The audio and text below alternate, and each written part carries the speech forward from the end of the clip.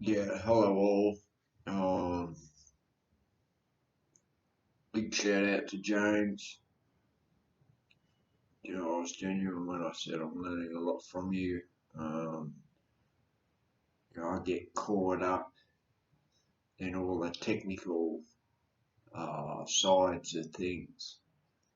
It has a lot to do with that depersonalization disorder, which is part of my schizophrenia. I believe it was progression, up until I started showing the symptoms of schizophrenia, because I still do that. I don't have any hobbies or passions in my life aside from ruminating on my past and trying to make sense of it. I had a very traumatic childhood, and I won't go into any detail or content, for the fear that people may judge me for just looking for sympathy. But it still affects me today in the sense that I don't register. My mind doesn't equate that when I'm feeling vulnerable, that I experience anxiety. It's like I just become really self-conscious, and this pretense comes up where I've got to perform basically, and generally I act in a very docile, subservient manner. And that's basically what I learned to do to cope with aggressive people. So I guess it's time for me now to change my focus. I'm starting to be able to do that. Um, for me, uh,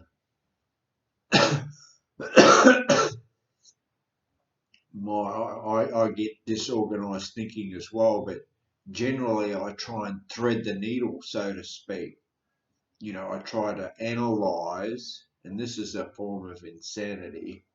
I try and analyze phenomenology or phenomena, trying to make it tangible, so that I can control it. When in reality, there's a lot goes on in the subconscious of your mind that you really have no power or control over. It's just automatic. And I'm slowly starting to relax into that and develop the faith that I can work my way through issues that present themselves, or if my symptoms manifest, I have the uh, uh, I have the belief that I'll be able to learn from them, so to speak. So I don't really know what else to say. I'm going home in another 3 weeks. Um, I'm starting to count the days down, and I'm really starting to hang out, for some Western food, things that you can't get here in Cambodia, like corned meat and sweet mustard pickle sandwich. Um, you know, um, you can get an English breakfast here, but it's rather expensive. So being able to provide that for myself, um, just eating a big steak and vegetables with gravy or steak Diane sauce, something along those lines. And I start to get cravings for that. the more I think about it, which is kind of bizarre. So yeah. On another note, I'm still smoking cigarettes and drinking Coca-Cola, and I guess that stimulates all that ruminating, and but I'm slowly starting to be able to make sense of it, which is a good thing. And it hasn't been because I've cured or fixed myself. It's because I've surrendered to the fact that I am not normal, and I had a fixation with that delusion that one day I'd be transformed into a normal human being, where I'd be able to you know um, live my life without any hang-ups, so to speak. But I've got quite a few hang-ups, so tangentiality. And I derail all the time.